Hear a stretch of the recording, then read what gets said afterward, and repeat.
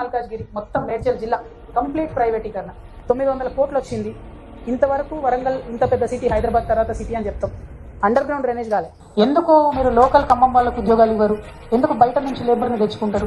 ఒకసారి ఆలోచన చేయండి. ఫీమేల్ లిటరసీ రేట్ 23% అంటే తెలంగాణకు నామోషి కదా. మేజర్ డిపెండెన్సీ కృష్ణా నది జలాలను మనం తెచ్చుకోగలిగినామా? ఈ ప్రశ్న ఖచ్చితంగా నల్గొండ జిల్లాలో ఉన్న ఆలోచన పరులు తమ అడగాల్సినటువంటి అవసరం ఉంది. చెంపెట్లు ఆడబిడ్డలకు కులంబంగానే వేయండి. ఒక ఫార్మా కంపెనీ వాడు ఎంత ధైర్యం ఉన్నారు? ఇరిగేషన్ మంత్రి నియోజకవర్గం ఫార్మా కంపెనీ వాడు వచ్చి అర్ధరాత్రి వేస్టేజ్ డంప్ చేసిపోయాడు. రాయగిరి అనేటటువంటి ఊరు ఇప్పుడు భువనగిరి మున్సిపాలిటీలో ఒక భాగం అయిపోయింది.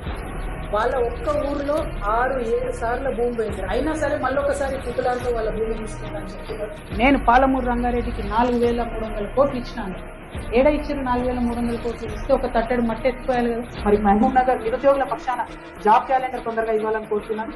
ఇక్కడ చూసినా ఈ 16 జిల్లాలలో ఎక్కడ చూసినా కూడా కాలువల మెయింటెనెన్స్ అనేది ఇరిగేషన్ డిపార్ట్మెంట్ బంద్ పెట్టింది మొత్తానికి. మంచినీళ్ళు, ఈ మురుగునీరు మంచినీరు కలిసిపోతే ఇట్లా వస్తున్నది కాలనీలలో. ఇది మేము యాకత్పూర కాన్స్టిట్యున్సీలో చూసినాం. కానీ ఇంకా చాలా ఏరియాస్లో ఇదే ప్రాబ్లం ఉన్నది. ఇది యాకత్పూరలో చూసినాం, ఇదేమో అడిక్మెట్ కాలనీ ముషీరాబాద్. ఇది మొత్తం ఇది పెట్రోల్ వాసన బీభత్సంగా ఉంది పరిస్థితి. ఎందుకు దీన్ని పరిష్కారం చేస్తలేరు అని చెప్పి కేంద్ర రాష్ట్ర ప్రభుత్వాలను అడిగేటోడు ఒకటి ఉండాలి. ఆ అడిగే పనే ఇవాళ తెలంగాణ వస్తుంది.